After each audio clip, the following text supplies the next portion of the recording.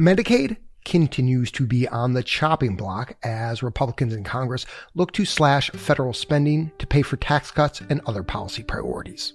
There are lots of ways to shrink this public health insurance program that covers 80 million low-income Americans, including children, seniors, and people with disabilities. One of the most popular, requiring people to work, attend school, or volunteer to stay on Medicaid. If you add work requirements into Medicaid, it makes sense to people. It's common sense. You find dignity in work. And the people that are not doing that, we're going to try to get their attention. Critics of the policy are quick to point out that 64% of adults on Medicaid already have jobs. It's really hard to craft a work requirements policy in Medicaid that's going to move the needle substantially on employment without catching a lot of people up in red tape, because so many folks are already doing what you want them to do. Analysts say adding a work requirement could save the federal government $100 billion over the next decade. It would also likely mean millions getting kicked off the program. Today, we look at one state's short-lived experiment with work requirements and what lessons policymakers have learned to try to make the program work better. From the studio at the Lyndon Davis Institute at the University of Pennsylvania, I'm Dan Gorenstein. This is Tradeoffs.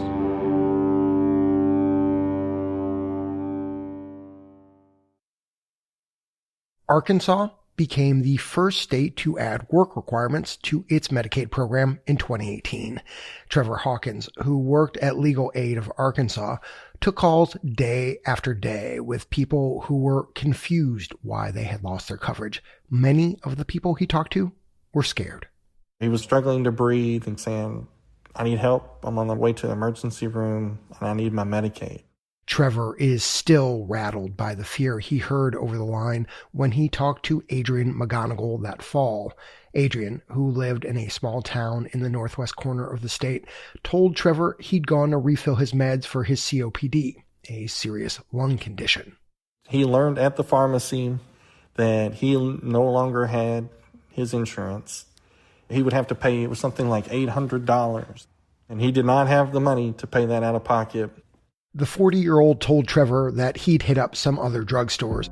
They all said the same thing. His Medicaid was shut off. The only way to get his medications was to pay. It was getting harder and harder for Adrian to breathe. One worried pharmacist suggested to Adrian he go to the ER and to call Trevor. It was one of the most dire situations imaginable. Here's the thing. Adrian, he had a full-time job.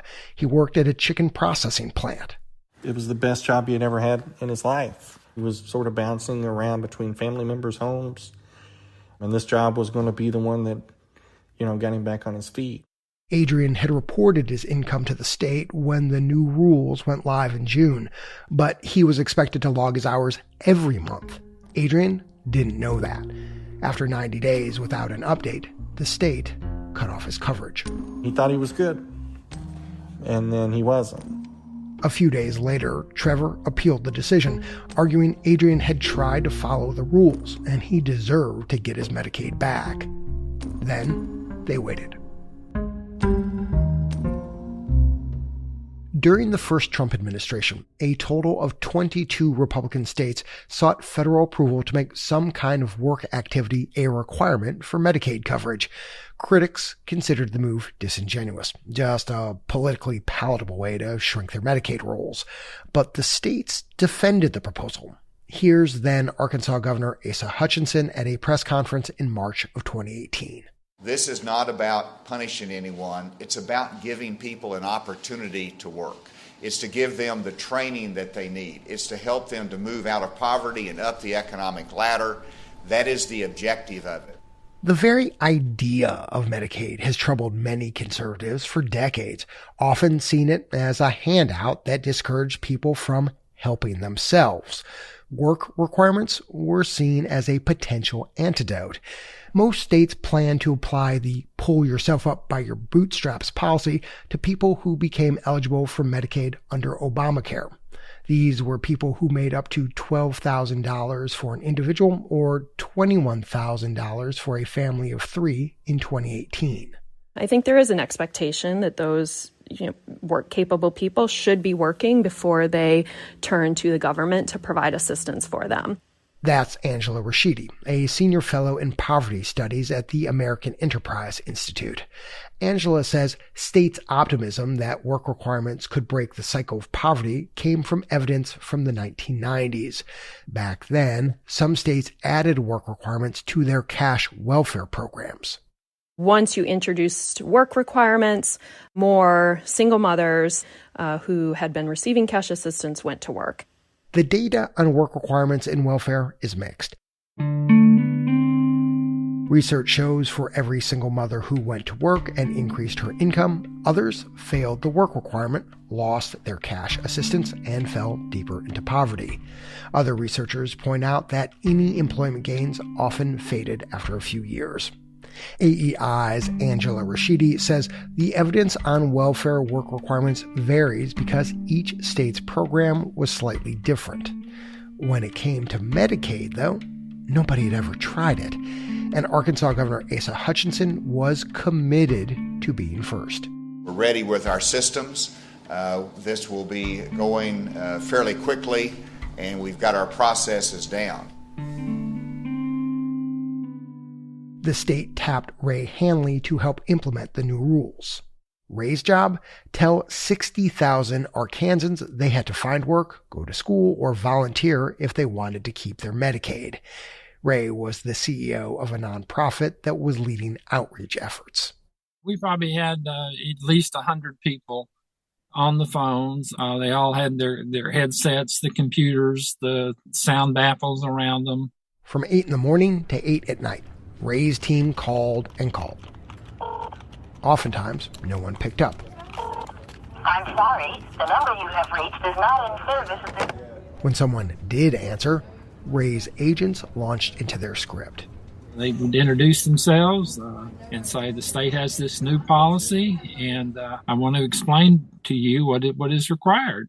The agents said that everyone between ages 30 and 49 had to be working, looking for a job, volunteering, or going to school for 80 hours a month. If they failed to report that information for 3 months, their coverage would be terminated. Exceptions were made for people with a kid at home, in drug treatment, or who had a disability. We did pretty much anything we could think of that would work. We could do it in Spanish. We could do it in Marshallese if we needed to. It sounded like a beehive sometimes when you would just walk through. The state ran TV and radio ads and sent more than 900,000 letters and emails between April and December that year. You could not argue that the state didn't make a concentrated effort to reach and educate people.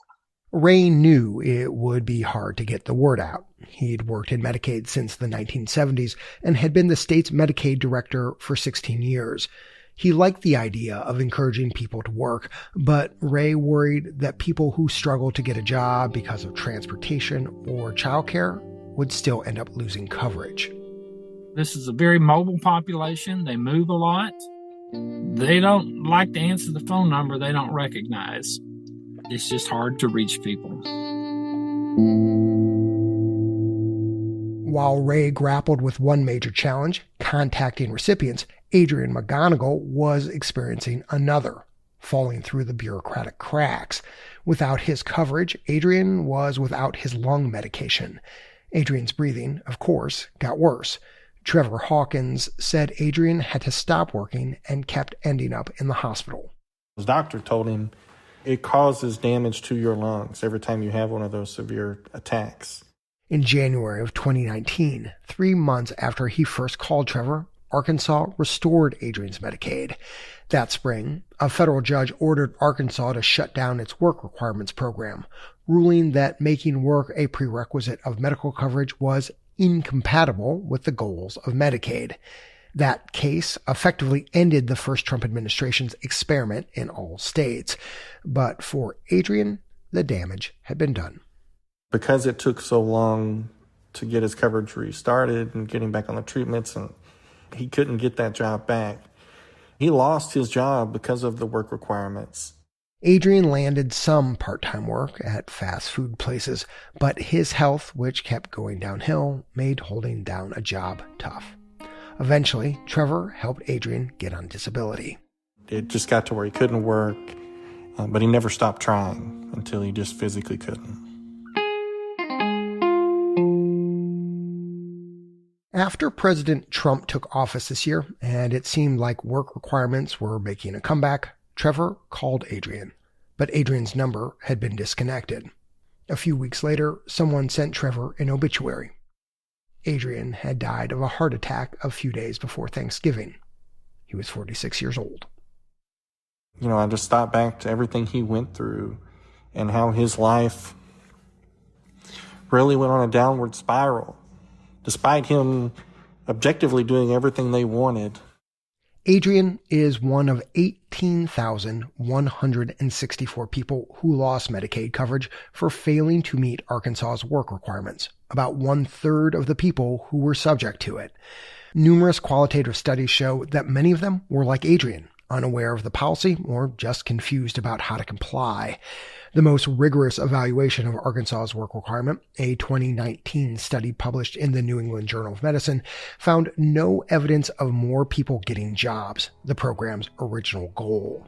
Instead, the researchers found that people were more likely to become uninsured.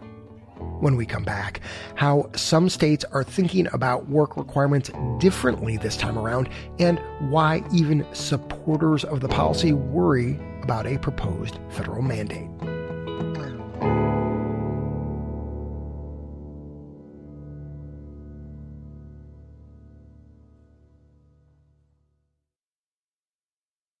Welcome back. With President Trump in the White House and the GOP in control of Congress, work requirements in Medicaid are on the table again.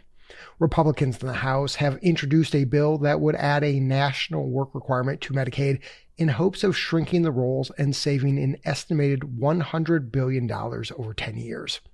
People following the GOP's so-called Big, Beautiful Budget Bill expect the policy to be a part of their plan to cut at least $1.5 trillion in federal spending.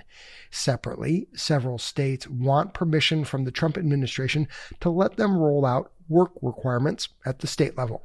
In light of what happened in Arkansas in 2018, namely dropping nearly 20,000 people from the program, we asked Tradeoffs producer Ryan Levy to dig into these new proposals, and he joins me now. Ryan, how are you? Hey there, Dan. Doing all right, thanks.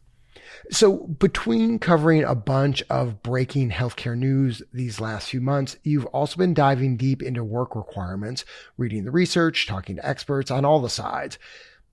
Ryan, given what happened in Arkansas, which it seems like many folks see as a pretty clear failure, is it possible for a work requirement to work?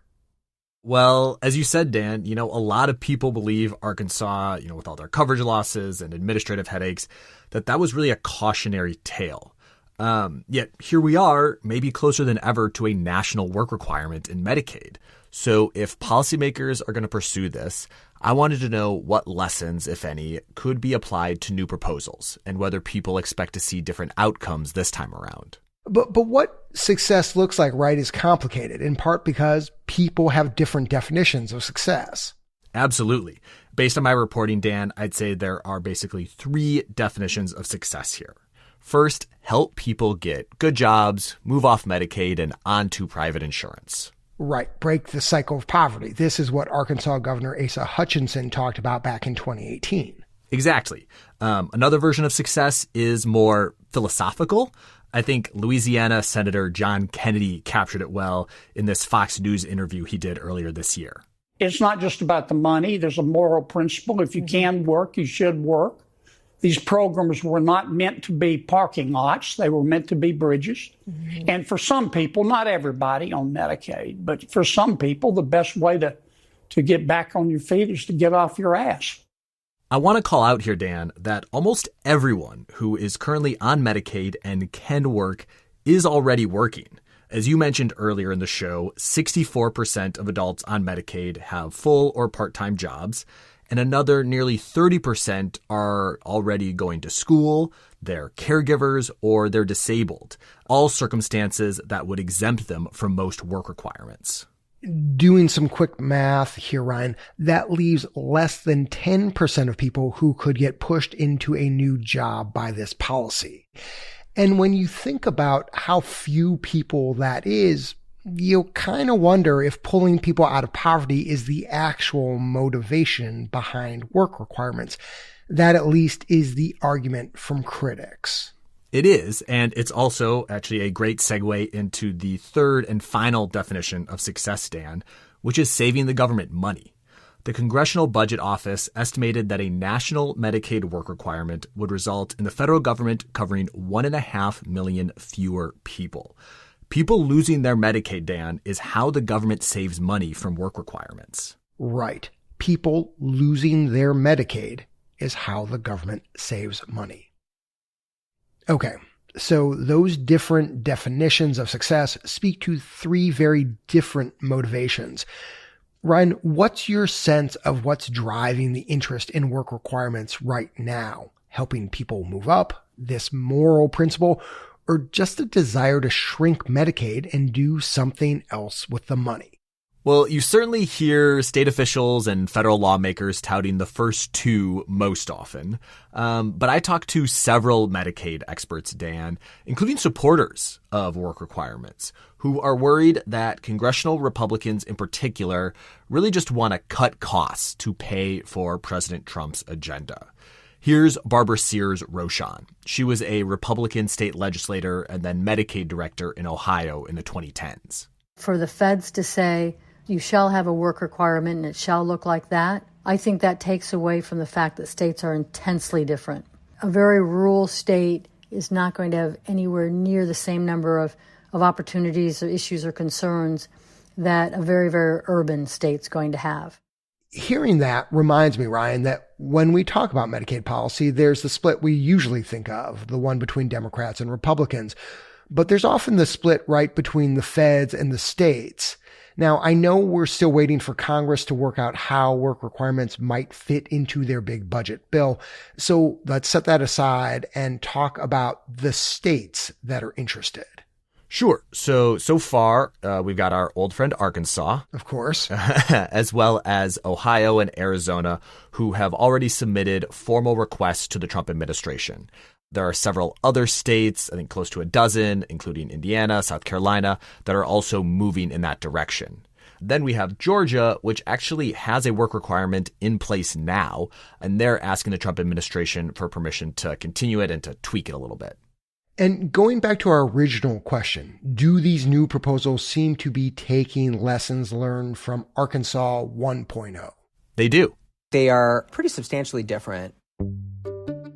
This is Ben Sommers. He's a physician and health economist at Harvard, and he led the research team that studied Arkansas's work requirements in 2018.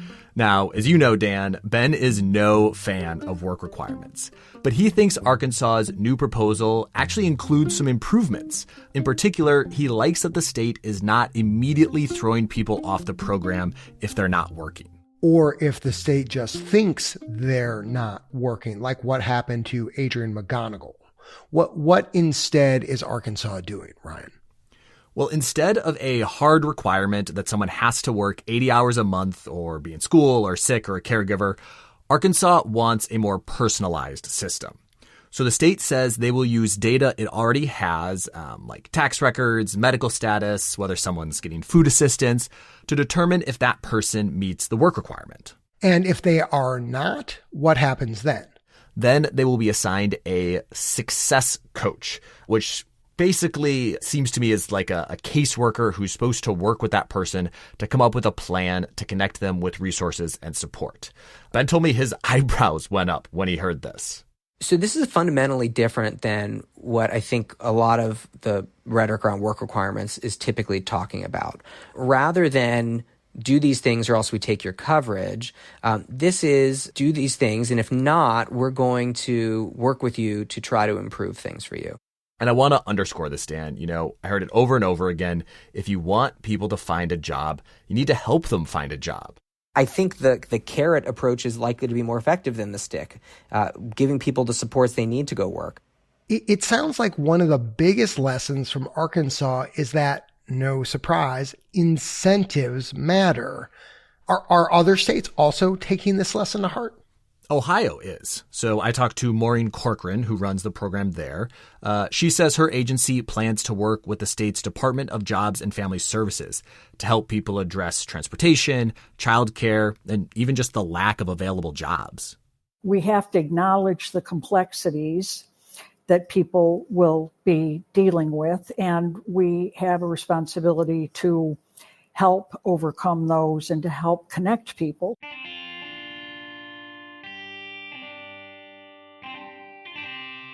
Another big lesson from Arkansas is trying to make it easier for people to prove that they are working or qualify for an exemption. As we've talked about, Dan, most people on Medicaid, around 90%, are either working or would qualify for one of these common exemptions. But it's the paperwork and bureaucracy involved with proving that tripped so many people up in Arkansas. I mean, this really seems like a big deal, a big lesson learned. Absolutely. Arkansas, Ohio, and Georgia, they're all ditching this monthly reporting that cost Adrian McGonigal his coverage. Instead, the states told me they want to use existing data to figure out whether someone meets the requirements so that people, can avoid submitting extra paperwork. And what do the experts that you interviewed, Ryan, think of these tweaks? Like, how confident in someone like Ben Sommers that states actually have the data infrastructure to pull this off? This sounds pretty tough to do. Yeah, so Ben says it depends on the state. Some states are set up well for this, but he's worried that many would struggle. And if states can't get the data they need, they'll have to get the info from people themselves. And, we heard how hard that was in Arkansas. Right. Super transient population. People are hard to find. How prepared do states seem to do the outreach required? Well, Arkansas and Ohio officials told me that they're going to rely on so-called trusted messengers like food banks and doctors to get the word out this time. Ohio Medicaid Director Maureen Corcoran says those are places that people on Medicaid already turn to for information. So taking advantage of the whole healthcare network for both getting messages out, but also input about how to do this in the best way, the most humane way, a way that provides the best and most, education or support to people. I think this is another really important point, Dan. All of these lessons learned, outreach, helping people find jobs, making it easier to show that you're working, they're all great aspirations, but they're going to require execution too. Yeah, I'm thinking about Ray Hanley in Arkansas with his big buzzing call center. His whole job was to reach people. Yeah, and it was really, really hard to do. That's the one thing we've consistently seen in Medicaid, Dan. When new policies are rolled out, whatever they are, states often struggle to communicate with the people in the program to tell them what's going on. So if or when states introduce work requirements, it's likely that some people will end up losing coverage even if they are in compliance.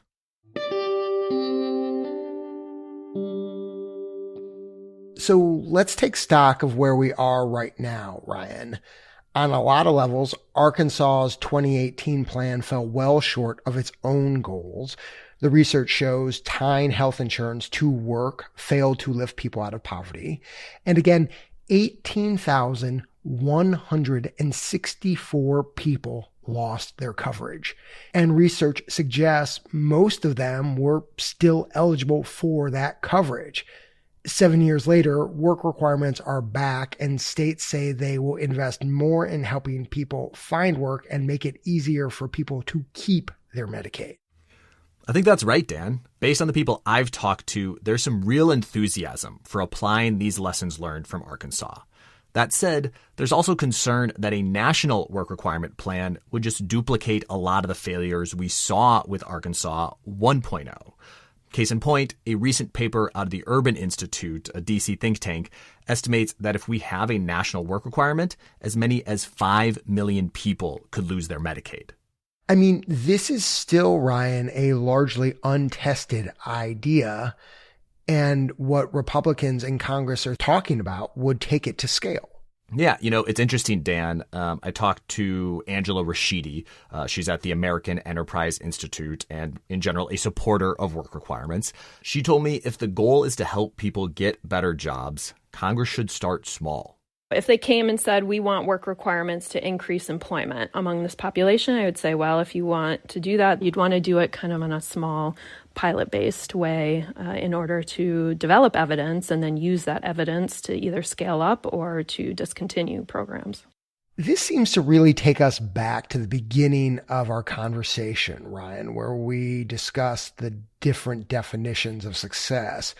All this evidence and lessons learned only matter if the goal of the policy is to get people into better jobs and on a path to more economic success. But if the goal is to identify savings to pay for tax cuts, then really the evidence and data matter a lot less. It's just dollars. Here's what I keep coming back to. Regardless of why policymakers want to do this, the potential impact on people remains the same. Their health insurance, their ability to access care is what's at stake. Tradeoffs producer Ryan Levy, thanks so much for your reporting on this story. My pleasure, Dan.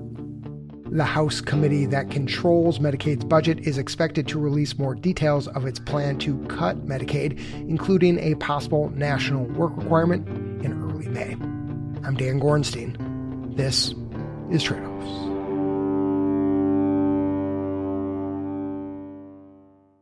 Right now, a lot of us are wondering how this new administration's health policies will affect our insurance, our prescription drugs, our food. But for people with disabilities, this moment of uncertainty is especially daunting. I don't know if my caregiver is going to be able to come each day.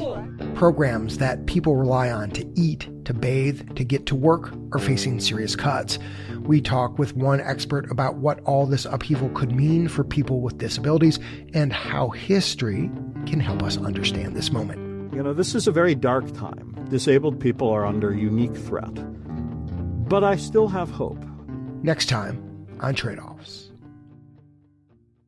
If you enjoyed today's episode of Tradeoffs, don't keep it to yourself. Tell someone else about it. Friend, colleague, family member. Better still, leave a rating or a review wherever you subscribe to us. The NPR app, Apple Podcasts, Spotify, wherever.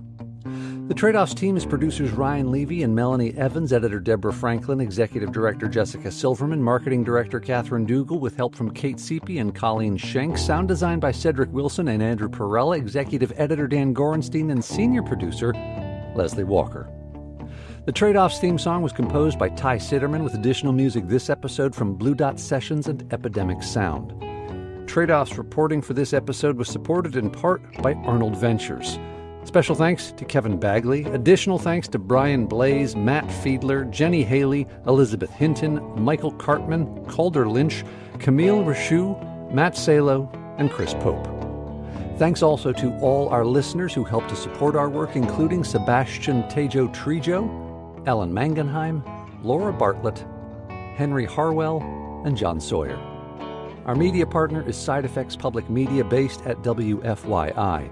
Tradeoffs is supported by the Robert Wood Johnson Foundation, Arnold Ventures, the Gordon and Betty Moore Foundation, the Sozose Foundation, Just Trust, West Health, the California Healthcare Foundation, the Foundation for Opioid Response Efforts, and the Leonard Davis Institute at the University of Pennsylvania. Our financial supporters are not involved in any decisions about our journalism. The views expressed in this episode are those of the individuals and not those of Tradeoffs staff, advisors, or funders.